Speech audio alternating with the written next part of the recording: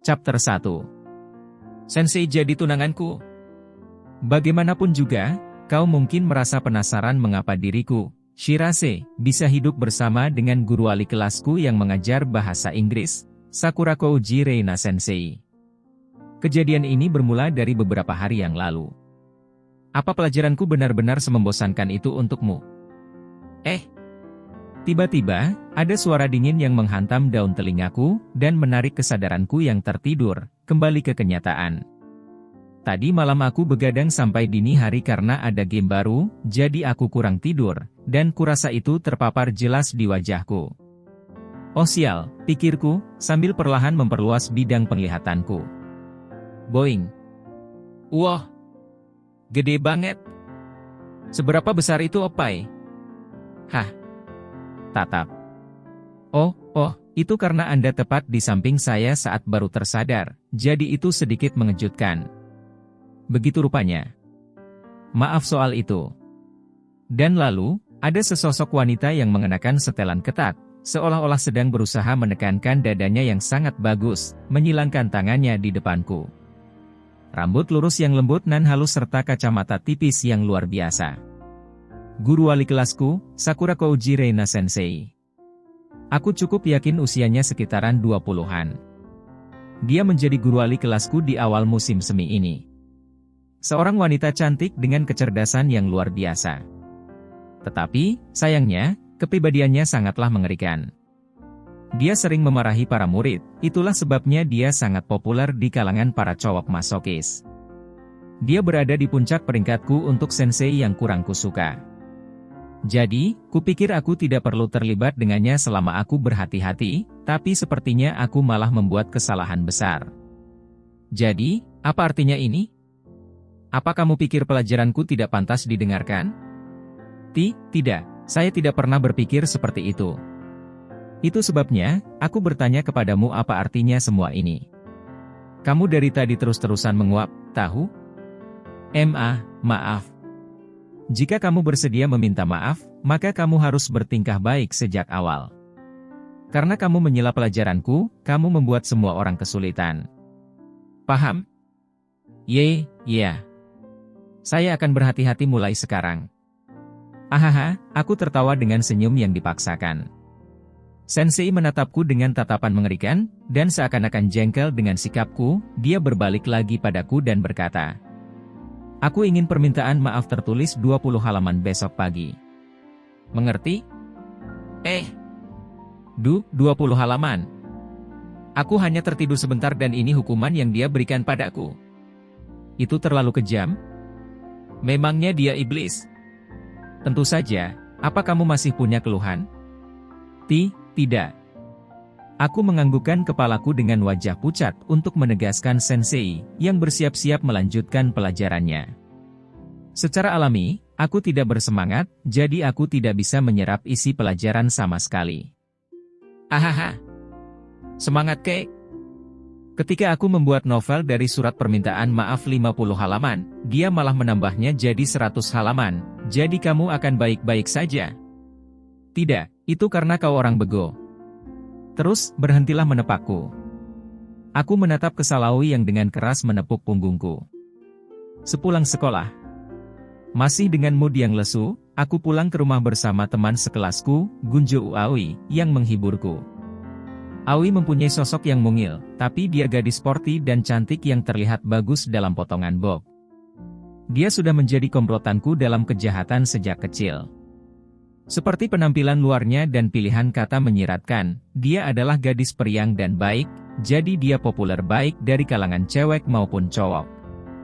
Bahkan pada pertemuan pertama kami, dia adalah tipe orang yang mudah bergaul dengan seseorang. Ahaha, maaf. Oh ya. Karena kamu lagi tidak semangat begini, kenapa kamu tidak datang ke rumahku kayak dulu? Aku akan mentraktirmu makan malam jika itu akan membuatmu senang. Aku mengarahkan ibu jariku ke bawah sembari menatapnya. Tidak, terima kasih. Meski kau bilang akan mentraktirku makan, tapi nenekmu yang akan memasak, kan? Aku tahu kalau masakan gadis ini sangat buruk. Jangan mempermasalahkan hal sepele. Bagaimanapun, ayo makan bareng. Itu akan membuatmu merasa lebih baik ketimbang makan sendirian. Apa ini, kau benar-benar peduli padaku? Ya, aku khawatir, tahu. Karena Kotaro adalah teman yang penting bagiku. Woi, ucapanmu tidak jelas didengar untuk yang kedua. Kamu juga mengalihkan pandanganmu. Ya sejujurnya, perhatiannya saja sudah membuatku bahagia. Kurasa aku akan menunjukkan rasa terima kasihku padanya. Begitu ya? Terima kasih. Tapi bukannya kau bilang akan membantu sesuatu hari ini? Aoi menghentikan langkah kakinya dengan terkejut, tersentak seolah-olah dia mengingat sesuatu, dan mengangkat suaranya dengan, itu hari ini. Pertandingan latihan bola voli yang mengharuskan Adamya kehadiran. Nah, loh. Aku akan baik-baik saja, jadi cepat dan pergi sana. Sebenarnya, apa kau bisa berhasil tepat waktu? Kita hampir sampai di rumahku, jadi kurasa butuh waktu sekitar 30 menit untuk sampai ke sana. Ngomong-ngomong, Aoi memiliki kemampuan fisik dan kemampuan komunikasi yang luar biasa, sehingga dia bisa membantu sebagai relawan bagi anggota klub atau pekerjaan sambilan. Aku pernah melihat Aoi menjadi relawan klub bola voli sebelumnya, dan hal yang paling aku ingat adalah menyaksikannya memukul bola yang tak terhitung jumlahnya dan mengambilnya kembali. Dan melihatnya melompat dan memukul bola dengan tubuh mungilnya itu benar-benar mengejutkan. Maaf, Kotaro. Aku pasti akan menebus ini lain kali, oke? Ya, berhati-hatilah. Dia sudah pergi. Aoi menghilang seperti angin, dan membuat mulutku mengendur dan menghembuskan udara. Rasanya seperti saat aku berbicara dengannya, aku merasa sedikit senang. Itu salah satu sifat baik dari Aoi. Dia tidak suka memikirkan hal-hal yang menyusahkan, kurasa. Jika aku harus memilih seseorang untuk diajak bersenang-senang, pilihanku pasti Aoi. Dan kemudian, ketika aku kembali ke rumah setelah berpisah dengan Aoi, aku ingat kantong sampah yang diletakkan di pintu masuk ketika aku melihatnya. Selain itu, rumahku adalah rumah biasa dengan tidak ada ciri khas yang luar biasa. Pada awalnya, aku dulu tinggal bersama kakek dan nenekku, tetapi kakekku pergi untuk pindah kerja jauh dari rumah dengan ayahku, jadi pada dasarnya, rasanya seperti aku hidup sendiri. Jangan lagi. Bahuku terkulai dengan sedih, dan melihat sekilas tulisan berwarna-warni yang menempel di kantong sampah. Dan yang tertulis, tempat sampah tidak dipisahkan dengan benar, ditulis dalam karakter besar. Sekali lagi wanita tua itu. Sudahlah. Kurasa Magistrate Sampahsan memeriksanya satu persatu. Terus, tidak peduli bagaimana aku melihatnya, kotak itu terbuat dari plastik. Kenapa tidak diklasifikasikan sebagai sampah plastik? Aku tidak mengerti. Aku pulang. Sambil meraih kantong sampah, aku membuka pintu masuk dengan lesu, dan seperti yang sudah aku duga, sejumlah besar sampah berserakan di mana-mana. Kotor, seperti biasanya. Ya, dari awal, akulah yang jadi alasan kenapa bisa sekotor ini. Sambil merasa muak karena ruangan dalam keadaan seperti itu, aku melemparkan kantong sampah di lorong, dan kembali ke kamarku di lantai 2 untuk mengganti pakaianku. Tentu saja, awalnya ini tidak terlalu kotor dan kacau begini. Ini bermula saat nenekku, yang tinggal bersamaku sampai tahun lalu, meninggal dunia. Karena semua pekerjaan rumah dipercayakan kepada nenekku, aku tidak tahu bagaimana melakukan pekerjaan rumah. Aku berpikir bahwa jika ayahku ada di sini, situasinya mungkin bisa sedikit lebih baik, tapi ia sedang dalam melakukan pekerjaan jauh dari rumah. Aku sesekali menghubunginya, dan ia jarang-jarang bisa pulang ke rumah. Aku berharap ia bisa memberi sedikit perhatian kepada putranya. Ia benar-benar meninggalkanku, dasar Pak tua itu. Selain itu, ibu aku meninggal karena penyakit ketika aku masih kecil, jadi aku ini anak tunggal. Dan sebagai hasilnya, rumah ini berubah menjadi keadaan yang mengerikan. Sekarang, enaknya makan apa ya buat makan malam nanti? Aku bergumam pada diriku sendiri, setelah mengganti pakaianku dan membuka kulkas. Meski isi kulkas cuma ada botol plastik teh dan susu, dan 90% kulkas kosong. Tunggu, bukannya susu ini sudah melewati tanggal kedaluarsa? Aku sama sekali tidak melihat jatuh tempo makanan. Tak perlu dibilang lagi, aku tidak pernah memasak dalam hidupku. Tentu saja, mie gelas tidak masuk ke dalam hitungan. Menggunakan ketel untuk merebus air dan kemudian menambahkannya ke dalam cangkir. Ini adalah penemuan luar biasa dan praktis oleh peradaban zaman. Terserahlah. Kurasa aku akan makan di luar hari ini. Nah, enaknya pilih apa ya hari ini? Aku sedang di restoran keluarga terdekat, membuka menu, dan merenungkan pilihanku. Ada banyak menu yang terlihat lezat di sini, tapi kurasa aku akan memesan hamburger yang aku sukai sejak aku masih kecil. Dan tentu saja, dengan banyak keju. Ketika nenekku masih hidup, beliau membuat hamburger semacam itu untukku, tapi aku masih berpikir hamburger di sini juga enak. Aku secara tidak sadar merindukan itu ketika aku tidak makan di luar. Tentu saja, hamburger nenekku adalah favoritku, tapi tempat ini memiliki beberapa hamburger yang sangat lezat juga. Jadi, aku menggunakan tombol yang disediakan untuk memanggil pelayan dan memesan ini. Apa mereka tidak bisa datang lebih cepat, ujarku, sambil menunggu dengan penuh semangat. Seperti yang sudah aku katakan, aku masih belum mau menikah. Hah. Tiba-tiba, aku mendengar suara keras seorang wanita dari meja sebelah, jadi aku berbalik dan mengangkat kepalaku. Di sebelahku ada seorang pria dan wanita, dan di sisi lain dari mereka, ada seorang gadis lajang. Sepertinya orang yang mengeluarkan suara keras tadi adalah gadis di sisi lain. Maaf sudah membuat Anda menunggu. Wah! Dan kemudian, pada waktu yang hampir bersamaan, makanan pesananku tiba, dan kemudian aku bergegas kembali ke posisi semula. Ahaha. Si pelayan, yang memiliki ekspresi aneh di wajahnya, menghidangkan hamburger yang baru matang di atas meja. Keju yang meleleh itu tampak ajib dan lezat. Selamat makan. Aku sedikit tertarik dengan percakapan di sebelahku, tapi aku tidak mau membiarkan hamburger ini menjadi dingin, jadi kurasa aku akan menyantapnya sekarang. Tapi kemudian, aku dan mamamu selalu memikirkanmu sepanjang waktu. Lihat saja kami. Kami sangat mesra sampai bisa membawamu sukacita, bukan? Benar, kan, Mama?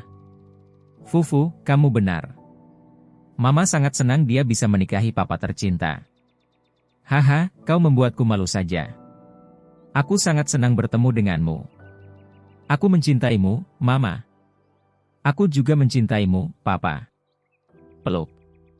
Woi, aku ingin tahu apa yang terjadi di sana. Meski hamburger ini terlihat sangat menakjubkan, aku jadi sangat penasaran tentang percakapan di sebelahku sehingga aku tidak bisa fokus pada rasanya.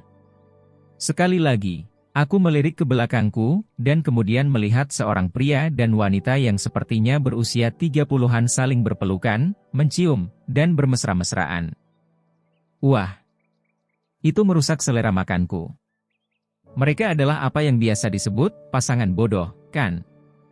Bukannya aku sudah memberitahu kalian untuk tidak main mata dan bercumbu seperti itu di depan umum. Kenapa kamu marah-marah begitu? Alasan kenapa kamu dilahirkan adalah karena papa selalu bermesra-mesraan denganku. Ini dan itu adalah cerita yang berbeda. Aku sudah memberitahu kalian untuk berhenti karena itu rasanya sangat memalukan bagiku. Ara-ara, itu memalukan bagimu. Padahal itu hanya mamamu sangat mencintai papa. Hiks. Jangan cemaskan hal itu, Mama. Dia baru saja dalam fase pemberontakannya. Suatu hari nanti, dia akan mengerti emosi kita. Oh begitu rupanya. Terima kasih telah memberitahuku, Papa. Peluk. Ayolah, kalian berdua. Aku mendengar desahan kekecewaan seolah orang itu sudah muak. Mungkin berasal dari putri mereka. Jika orang tuaku adalah orang yang semacam itu, aku mungkin sudah gila duluan. Ngomong-ngomong, apa yang papamu coba katakan adalah kamu sama sekali tidak punya cinta yang sangat tidak memadai. Itu sebabnya kamu tidak bisa tetap tenang. Apa kamu mengerti? Tidak, bagaimana aku bisa mengerti kalian? Ya, aku juga sama sekali tidak mengerti. Apa yang orang itu coba katakan? Sepertinya kita harus sedikit memaksa denganmu. Mama, tolong keluarkan itu. Dimengerti. Kresek-kresek. Apa? Apa ini? Ini adalah pasanganmu yang sudah kami atur. Dia adalah putra seorang petani. Ia sepertinya pria yang cukup baik. Perjodohan. Bisakah kalian tidak memutuskan hal-hal itu tanpa seizinku? Aku sudah pernah bilang kalau aku ingin fokus pada pekerjaanku dulu, bukan? Kami melakukannya tepat karena kamu mengatakan itu. Kami mencari seseorang yang cocok untuk bekerja denganmu. Tidak hanya ia akan bergabung dengan keluarga kami, tapi ia juga akan membantu dengan pekerjaan pertanian. Sebelah mananya yang membuatmu tidak puas? Segalanya. Aku tidak puas dengan semuanya. Apa yang ingin aku katakan adalah, baiklah, aku mengerti. Untuk sekarang, ayo kita kembali ke rumah. Kita akan membicarakannya di sana. Itu karena kami berada di kota seperti ini yang membuatmu memiliki pola pikir yang bias. Itu tidak ada hubungannya dengan tinggal di kota. Dia benar, tahu? Kamu kembali ke rumah dengan kami, dan kemudian aku dan Mama akan tenang dan kita akan melakukan percakapan dengan baik-baik. Aku menolak. Karena sejak awal, aku berencana untuk tidak kembali ke sana. Ara-ara, ini masalah. Aku pikir kamu pasti bersedia untuk pulang, jadi Papa dan aku berbicara dengan pemilik apartemenmu dan membatalkan kontrak sewamu. Aku hampir menyemburkan sup misoku tanpa berpikir. Kak, kamu bercanda. Kamu melakukannya begitu saja. Aku sudah 25 tahun, tahu. Aku tidak hanya setuju dengannya, tapi juga bersimpati dengannya. Sebenarnya, aku pikir mereka adalah orang tua yang jahat, tapi mereka benar-benar orang yang mengerikan. Tapi, aku dan Papa selalu memikirkanmu, terseduh. Ya, dia benar. Jika kamu mau menyalahkan seseorang, salahkan aku saja. Papa. Semuanya akan baik-baik saja, Mama. Suasana di antara mereka berdua berubah menjadi suasana mesra lagi. Sejujurnya, aku berharap agar meteor jatuh pada mereka, tapi aku akan mengesampingkan perasaan itu untuk saat ini. Aku sudah cukup memiliki orang tua seperti ini. Aku tidak bisa membiarkan seperti ini terus, tahu. Aku mau menghubungi pemilik apartemen dulu, oke? Ucap sang putri, dan kemudian dia mengeluarkan ponselnya, tapi... maafkan aku. Tentang itu, aku dengar mereka sudah punya penyewa baru. Tidak mungkin. Secepat itu. Ayolah, kenapa kalian berbohong terus? Itu bukan bohong. Itulah kenyataannya. Aku mendengar kalau putri pemilik apartemen akan menikah, jadi mereka berniat untuk menggunakan kamar kosong itu. Aku sudah cukup dengan... Ngomong-ngomong, aku akan mencoba bernegosiasi dengan pemilik apartemen. Dengan ponsel di tangannya, si putri dengan marah berlari keluar restoran. Kelihatannya itu masalah yang sangat besar. Ya, itu urusan keluarga lain, jadi tidak ada hubungannya denganku. Sekarang, bayar dulu. Karena drama sinetronnya sudah selesai, jadi kurasa aku akan pulang juga. Aku datang ke sini cuma untuk makan malam. Jadi, aku bangkit dari tempat duduk, membayar makanan, dan keluar dari restoran. Gedebuk. Kia. Aku tidak sengaja bertabrakan dengan seorang gadis yang mencoba memasuki restoran. Maafkan aku. Aku juga. Sambil menundukkan kepalaku dan meminta maaf, aku mengulurkan tanganku pada wanita yang jatuh terduduk. Terima kasih banyak. Apa Anda baik-baik saja? Iya. Dia tampak seperti berusia 20-an. Seorang gadis cantik yang memiliki rambut panjang lembut dan tampak cocok dengannya.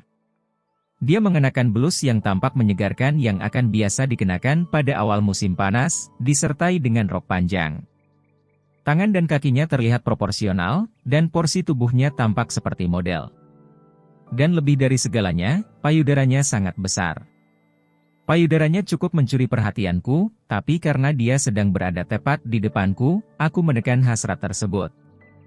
Itu cuma kebetulan ketika aku meminta maaf kepada Onesan yang cantik ini karena kesalahannya, tepatnya karena Shirase-kun.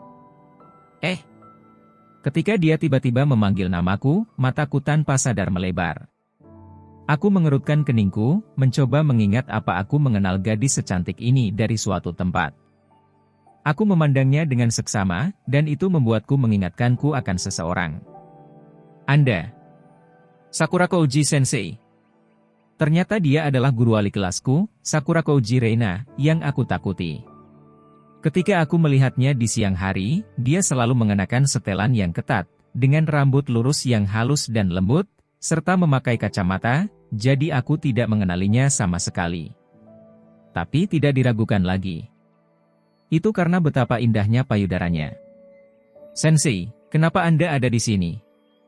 Aku merasa seperti aku pernah mendengar kalimat itu sebelumnya. Tapi ketika pikiran itu mengambang di kepalaku, ekspresi Sensei tampak seolah-olah mendapat ide yang brilian.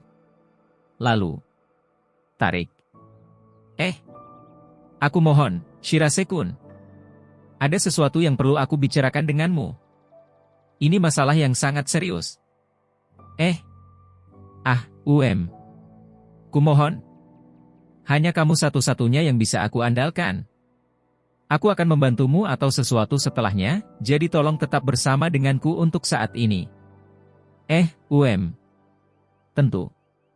Sensei dengan erat mencengkeram kedua pundakku dan memiliki ekspresi yang sangat tegang, seolah-olah dia berada di bawah banyak tekanan. Aku mengangguk padanya tanpa berpikir. Sementara dia memancarkan aroma wangi yang menggelitik hidungku, aku fokus pada kenyataan bahwa ini adalah pertama kalinya aku melihat sisi asli dari dirinya. Sensei mulai mengaitkan lengannya dengan lenganku. Kemudian, boing. Hawah. Dalam sekejap, payudara besar Sensei menyentuh lenganku, aku bisa merasakan sensasi kenyal dan lembutnya menyebar ke seluruh lenganku. Aku pikir aku harus mengatakan sesuatu tentang itu. Sebenarnya, jika aku mengatakan sesuatu seperti itu pada Sakura Kouji Sensei. Apa yang kamu pikirkan? Dasar cabul. Plak.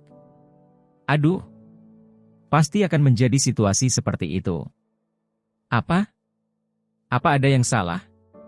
Tidak, bukan apa-apa. Jadi, supaya tidak memberikan ide yang salah padanya, aku menikmati sensasi lembut payudaranya. Maksudku, tutup mulut tentang hal itu. Meski dia mengenakan pakaian, payudara masih bisa terasa selembut ini.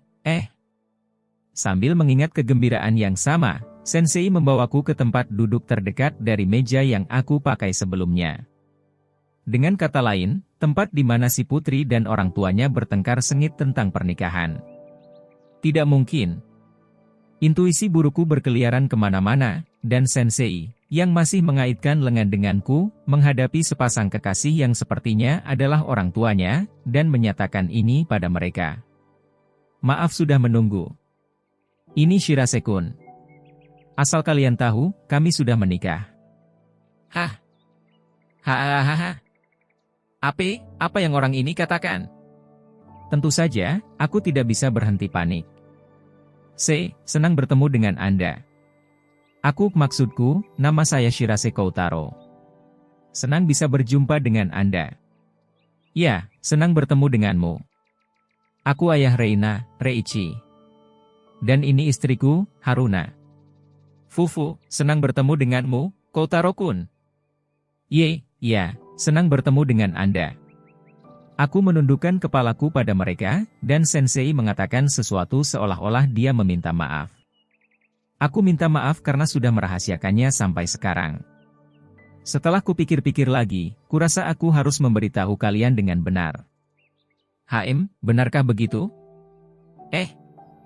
Jeduk. Gufo. Ya, itu benar. Si kuku. Tadi itu sangat menyakitkan. Tapi aku menahan keinginan untuk pingsan. Kedua orang tua Sensei tampak terkejut, tetapi merasa lega pada saat yang sama. Keduanya masih cukup muda. Mereka terlihat seperti berusia 30-an, tapi karena Sensei bilang dia berusia 25 tahun, mereka pasti berusia sekitaran 40-an atau 50-an. Mereka tidak terlihat seperti orang yang lebih dari 40-an. Ibunya seperti Onesan Sensei atau semacamnya. Begitu ya? Aku terkejut karena kamu memiliki tunangan.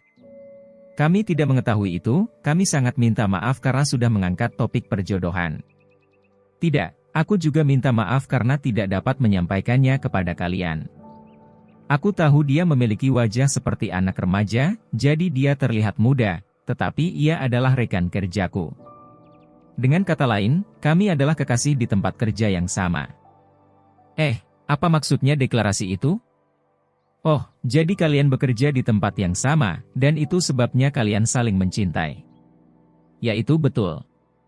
Aku sudah memberitahunya bahwa aku ingin memperkenalkan dia kepada kalian, tetapi ia selalu berbicara dengan murid-muridnya dengan penuh semangat, sehingga sulit untuk menemukan waktu yang pas. Maafkan aku karena menyebabkan masalah buat papa dan mama. Jadi begitu ya. Maafkan aku karena sudah membuat keributan tentang hal itu. Tidak apa-apa. Anda tampaknya masih membuat keributan tentang itu sekarang. Juga, aku bukan rekan kerjanya, aku ini muridnya. Sementara hatiku dipenuhi perasaan melankolis, ayahnya menatapku dengan tajam, dan bertanya. Ngomong-ngomong, bagian apa yang membuatmu jatuh cinta dengan Reina? Bagian mana dari dirinya yang membuatmu terpesona? Tidak kusangka mendapat pertanyaan semacam itu dari orang tua Sensei. Aku merasakan tatapan Sensei padaku seperti biasanya, dan aku merasa diriku mengering karena tekanan yang tak tertahankan. Lalu, tatapan yang datang dari sisiku terasa seperti jarum yang menakutkan. Tolong maafkan aku. Aku ingin menangis. Aku merenungkan bagaimana tepatnya aku harus menjawab pertanyaan itu. Apa yang membuatku terpesona tentang Sensei? Terpesona, payudaranya? Aku mengarahkan tatapanku ke dada Sensei. Itu memang sepasang payudara yang besar. Cubit. Tata. Berhentilah mencubitku, oke? Apa ada yang salah? Shirase-kun, kamu bisa lihat sendiri tentang bagaimana kami selalu penuh kasih sayang, kan? Mulut Sensei tampak tersenyum, tetapi matanya tidak. Aku merasakan tekanan kuat darinya, dan aku harus memikirkan cara untuk memuji Sensei. Aku pikir kecantikannya diwarisi dari orang tuanya. Wajahnya seperti cermin yang memantulkan apa yang ada di dalam hatinya. Dan karena hatinya begitu murni dan tulus, itulah mengapa aku pikir dia sangat cantik. Aku terdengar seperti pegawai salon kecantikan atau semacamnya, tapi setidaknya aku bisa memujinya, jadi ini seharusnya sudah cukup bagus. Aku melirik Sensei, seakan-akan mencoba mengatakan, bagaimana dengan itu? Bisakah papa dan mama memberi kami waktu sebentar? Sensei berbisik ke telingaku sambil mengenakan senyum tegang. Apa kamu tidak bisa memikirkan hal lain? Jangan hanya membicarakan bagian luarnya saja, tapi juga bagian-bagian sifat yang kau sukai tentang diriku. Itu jauh lebih praktis. Praktis, kataku. Merepotkan sekali. Aku merasa dia terlalu banyak meminta dariku. Mungkin sikap besar itu pergi ke payudaranya. Aku tidak bisa marah lagi, tapi dia bilang dia akan membantuku, sangat sugestif. Setelah ini, jadi aku akan menahan ini. Ngomong-ngomong, kamu pernah mengatakan kalau kamu menyukaiku yang bekerja sebagai guru, kan? Kapan aku mengatakan itu? Kamu memang pernah mengatakan itu, kan? Iya, itu benar. Aku pernah mengatakan itu. Aku menyukai bagian itu dari dirimu. Wajahnya sangat menakutkan, tahu. Kau pikir aku menyukai mode gurumu? Kupikir Reina adalah orang yang menakjubkan. Dia mengajar dengan penuh semangat, dan dia benar-benar menghukum para murid yang bertingkah buruk. Dan dia melatih orang-orang tidak hanya untuk menjadi pembelajar yang hebat, tapi juga menjadi orang-orang hebat. Jadi aku pikir dia benar-benar luar biasa. Dia sudah seperti Duiku. Sudah saatnya aku cepat berhenti berbicara. Mungkin apa yang aku katakan sudah keterlaluan. Aku ingin menambahkan bagaimana aku tidak setuju dengan permintaan maaf tertulis yang dia berikan, tapi itu masalah sepele. Aku menyelesaikan apa yang harus kulakukan, dan sekali lagi melihat ke arah Sensei, tapi... Untuk beberapa alasan dia memalingkan pandangannya dengan wajahnya yang merah cerah. Tunggu, kenapa kau malah tersipu? Kau sendiri yang membuatku mengatakannya, Tahu. Sementara aku merasa kaget, ayahnya dengan tenang menganggukkan kepalanya dan berkata, "Begitu rupanya.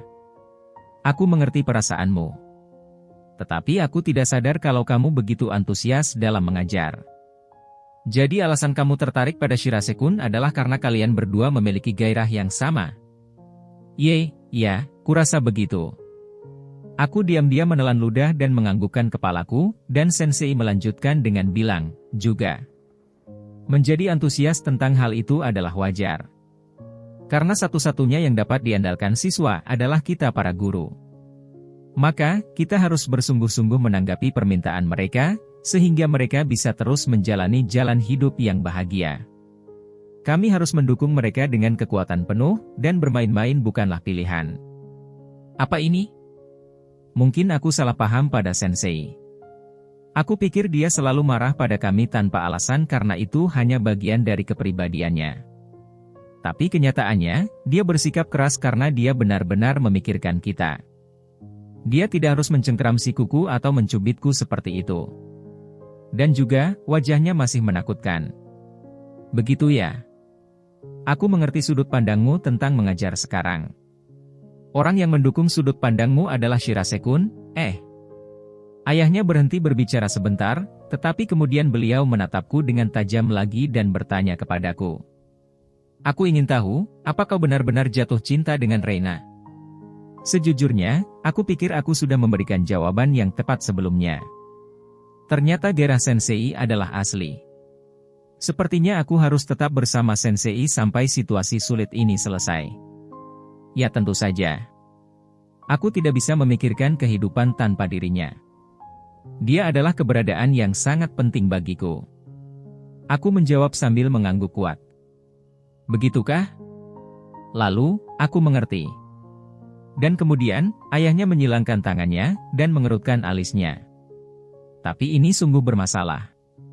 Aku pikir Reina tidak memiliki tunangan. Jadi aku membatalkan kontraknya. Aku pernah mendengar itu sebelumnya. Kalau begitu, kita bisa mencoba mendapatkan kembali kontrak itu. Tapi, baiklah, karena sudah begini, aku ingin kalian tinggal bersama. Tinggal bersama? Tidak, bukannya permintaan itu terlalu berlebihan?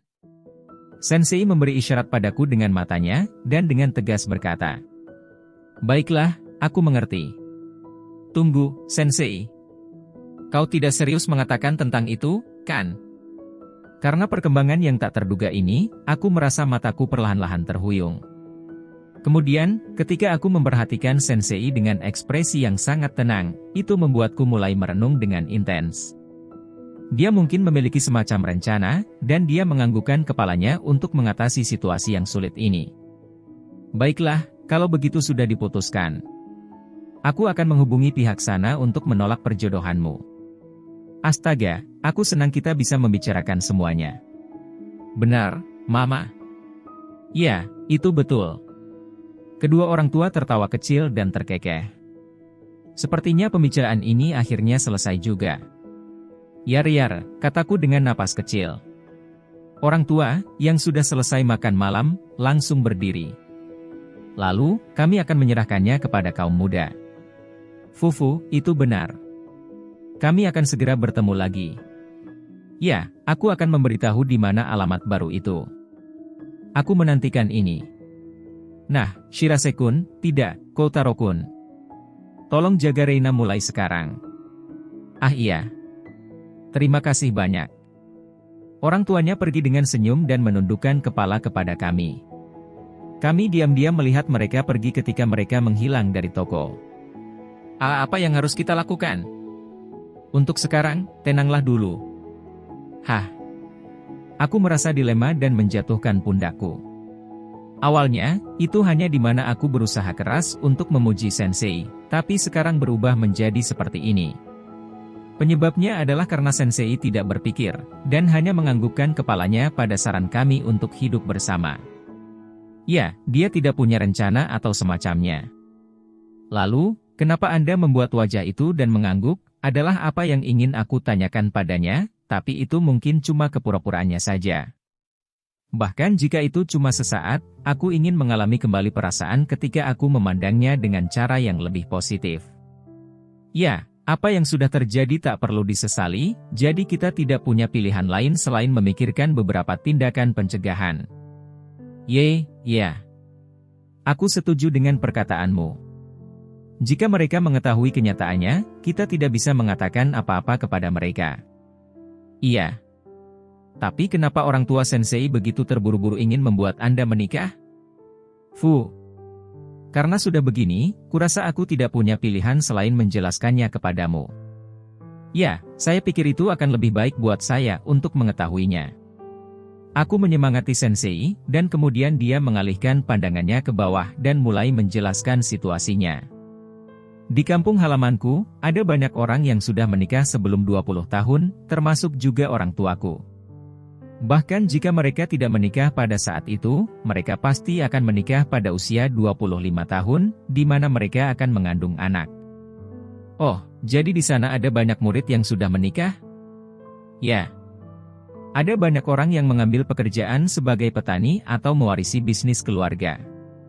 Itu sebabnya tidak ada banyak orang seperti diriku yang datang ke kota, karena mereka bersama keluarga sekitar waktu ini, yang aku pikir adalah kebahagiaan seorang wanita. Begitu rupanya. Jadi seperti itu alasannya, ya. Ya, aku sudah sering memberitahu orang tuaku tentang pemikiranku mengenai masalah pernikahan, tapi belakangan ini mereka sangat memaksa. Itu karena jarang ada orang seusiaku yang mencoba menikah di kampung halamanku, dan itulah sebabnya mereka membuat keributan besar tentang hal itu. Orang tuaku kehilangan kesabaran, membatalkan kontrak sewa, dan kemudian mengatur perjodohan untukku. Dan kemudian, itu sebabnya Anda melakukan sandiwara tadi ketika bertemu dengan saya sebelumnya. Yaitu benar. Aku benar-benar minta maaf karena sudah menyeretmu ke dalam masalah ini. Tidak apa-apa, karena kita sudah tidak bisa berbuat apa-apa lagi. Saya ingin bertanya, kenapa Anda menganggukkan kepala sebelumnya? Dan apa-apaan dengan wajah percaya diri tadi? Ya, aku sudah lama ingin menanyakan hal itu. Jika Sensei dengan tegas menolak tawaran itu, maka semua ini takkan terjadi. Maafkan aku. Aku ingin meminta maaf untuk itu. Sensei menyusut dan tampak meminta maaf. Berada di posisi itu membuatku merasa tidak nyaman. Dia selalu terlihat menakutkan, dan dipenuhi dengan ketegaran, jadi melihatnya dalam kondisi lemah seperti ini terasa sangat tidak menyenangkan. Oleh karena itu, untuk mengurangi suasana yang berat, aku mengubah topik pembicaraan. Sensei, apa ada orang yang Anda sukai? Jika ada, maka tidak akan semerepotkan begini. Juga, tadi itu pelecehan seksual, jadi jaga ucapanmu baik-baik. Benar. Maaf. Tunggu, saya sudah berusaha membantumu, jadi kenapa Anda malah marah-marah? Sensei, yang menggunakan kedua tangannya untuk minum kopi es, memandangku dengan tatapan menghina. Juga, dia menambahkan terlalu banyak gula dan susu di kopinya. Kau tidak perlu memaksakan diri untuk meminum kopi hitam, kalau itu bukan favoritmu. Aku menghela nafas, dan berkata pada Sensei. Ini cukup mengejutkan. Sensei, Anda memiliki kesan sebagai orang sempurna yang tidak pernah membuat kesalahan. Ya, kurasa di sekolah memang iya. Aku mati-matian bekerja keras untuk mempertahankan kesan itu. Tapi kehidupan pribadiku adalah seperti ini. Begitu ya. Tapi bukannya selalu bertingkah seperti itu akan membuat Anda lelah? Apa ini? Kamu berniat mengajariku? Sensei dengan terang-terangan menunjukkan ketidaknyamanannya, jadi aku menggelengkan kepala dan berkata, Tidak, bukan itu yang saya maksudkan. Hanya saja, Anda selalu menjaga penampilan itu, dan saya penasaran apa itu merupakan halangan bagi Anda. Ya, kurasa begitu. Tapi aku ini seorang guru. Guru harus selalu menjadi contoh untuk muridnya. Biarpun aku harus memaksakan diriku, aku harus menjadi guru di depan kalian semua. Saya tidak tahu kenapa Anda sampai sejauh itu. Dan dia menjawab, Kamu tahu, aku selalu bermimpi menjadi seorang guru. Sensei mulai bercerita sambil menatap keluar jendela. Pemicunya cukup sepele. Ketika aku masih pelajar, ada sensei yang sangat membantu, dan aku bermimpi menjadi seperti dia. Seperti yang kamu katakan tentang diriku, dia memiliki kesan yang sempurna, dan aku ingin meniru dia, tetapi kelemahanku telah terungkap. Tidak juga, meski Anda memasukkan terlalu banyak gula dan susu ke dalam kopimu. Apa boleh buat? Oke. Aku tidak suka dengan yang pahit-pahit, oke.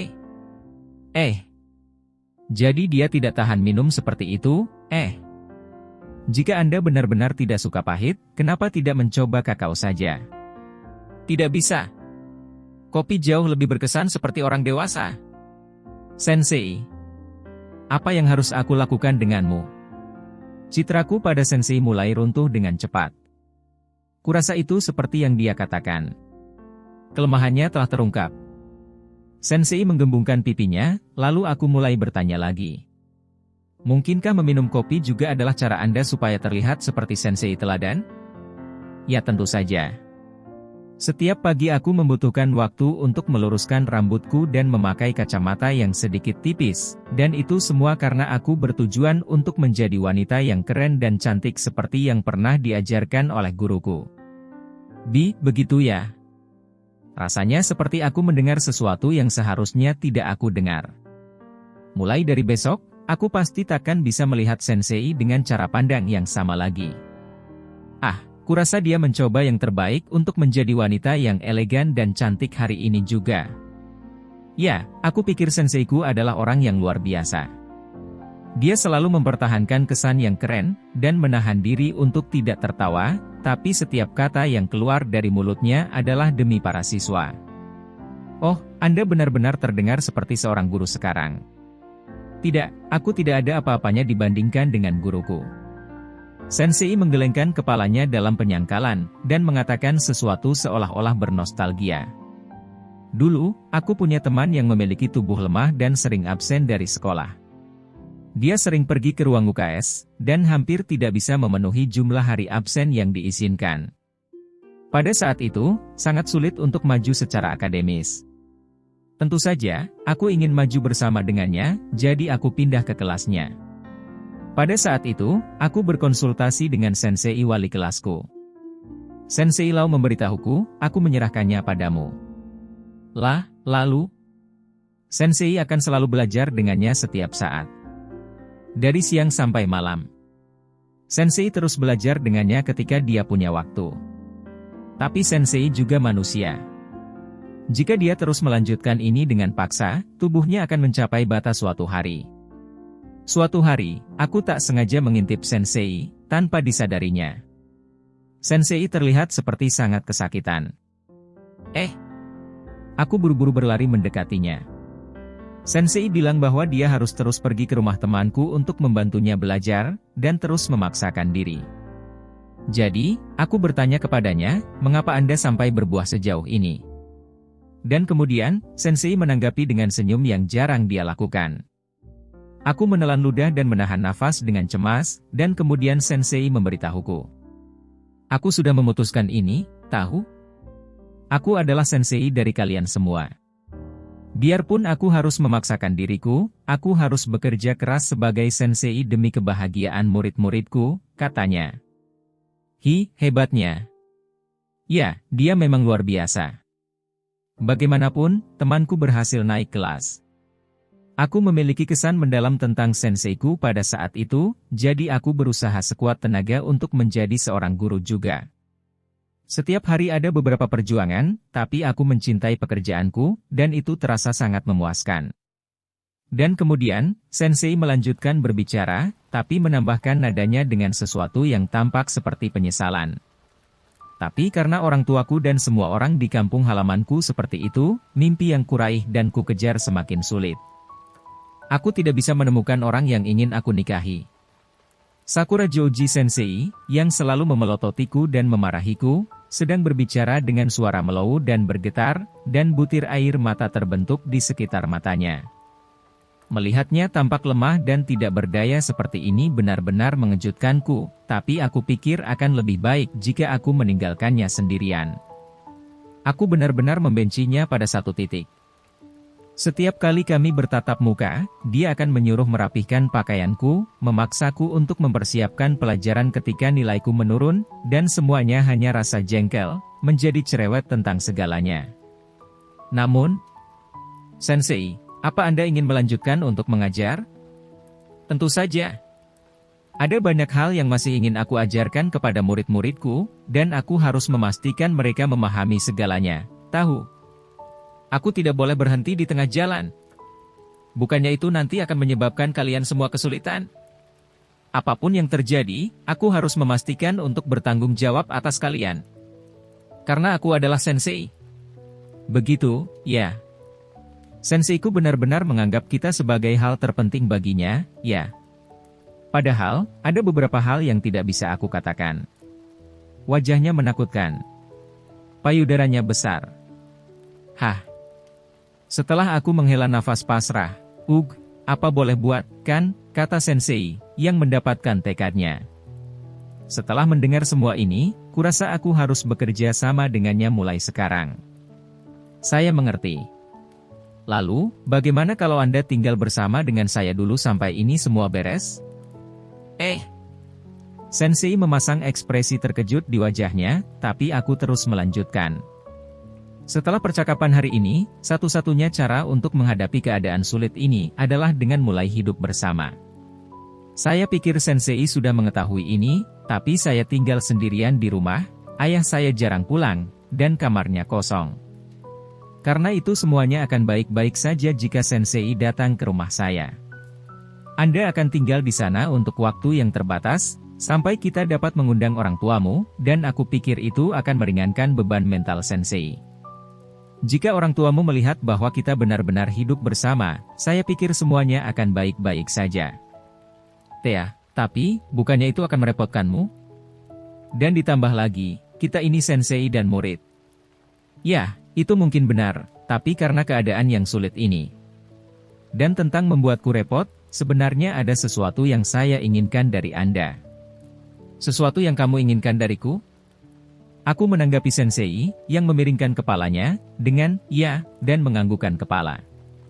Begini, sejak nenekku meninggal 1 tahun yang lalu, saya tidak bisa menangani tugas beres-beres rumah, dan bagian dalam rumahku adalah bencana. Alasan saya datang ke sini adalah karena saya tidak bisa memasak. Begitu rupanya. Jadi sebagai timbal balik untuk tinggal bersama denganmu, kamu ingin aku membantumu dengan tugas beres-beres rumah. Ya, benar. Jika Anda bersedia melakukannya untukku, lalu saya takkan memiliki masalah. Terus, saya pikir beberapa rumor aneh akan menyebar ke tetangga, jadi alangkah baiknya bila Anda berpura-pura menjadi pembantu rumah tangga. Kamu benar. Dengan begitu, itu takkan terlihat aneh kalau kita hidup bersama. Tetanggamu mungkin tahu kalau ayahmu sibuk dengan pekerjaan juga. Iya. Jadi, Anda masih bisa terus mengajar seperti ini. Saat aku mengatakan itu, Sensei menatapku dengan tatapan meminta maaf, dan bertanya. Tapi, apa itu baik-baik saja denganmu? Aku melibatkanmu dengan semua omong kosong ini, jadi bukannya lebih baik meninggalkan aku dan memberimu lebih banyak kebebasan? Ketika dia bertanya itu, aku terkekeh dan membalasnya. Ya, karena kita sudah sejauh ini, jadi kita akan tetap bersama sampai akhir. Terus, aku ingin Sensei berada pada kondisi puncaknya. Melihat Sensei yang tertekan tidak terasa benar. Ara, sebenarnya apa maksudnya itu? Jangan khawatir tentang itu. Sensei memiliki kilau tajam di tatapan matanya, dan aku mengalihkan pandanganku, seolah-olah aku melarikan diri darinya. Fufu. Melihat Sensei jarang memiliki senyum di wajahnya, mataku tanpa sadar melebar. Dia selalu membuat wajah yang menakutkan, jadi kupikir dia benar-benar tidak bisa tersenyum, tapi dia benar-benar bisa melakukannya, ya. Sungguh mengejutkan. Dia juga sangat cantik, dan sejujurnya, dia sangat imut. Tapi jika aku pikir-pikir lagi, jika wajah menyeramkan itu supaya dia bisa mengimbangi penampilan, kurasa dia takkan selalu menjadi sensei seperti ini. Bahkan jika seseorang membuat masalah besar tentang menjadi tidak suka kopi hitam, mereka bisa sangat lucu. Dan kemudian, ketika aku memikirkan itu, Sensei menyadari pandangan mataku. Apa? Kau selalu menahan diri untuk tidak tersenyum, jadi aku ingin bertanya mengapa kau selalu memiliki ekspresi yang menakutkan. Ah, hanya saja saya tidak menyangka kalau Sensei bisa tersenyum seperti itu. Hei, kamu pikir aku ini apa, monster? Maaf. Saya tidak pernah melihat Anda tersenyum di sekolah, jadi... Ah, tapi itu sangat limut. Aku pikir lebih baik jika Anda lebih sering tersenyum. Apa yang kamu katakan? Kamu seharusnya tidak mengolok-olok orang dewasa, tahu? Cukup, ucap Sensei yang malu-malu. Melihat sisi dirinya yang tidak terduga ini, membuat Kuku berpikir bahwa dia kadang-kadang bisa bertingkah imut juga.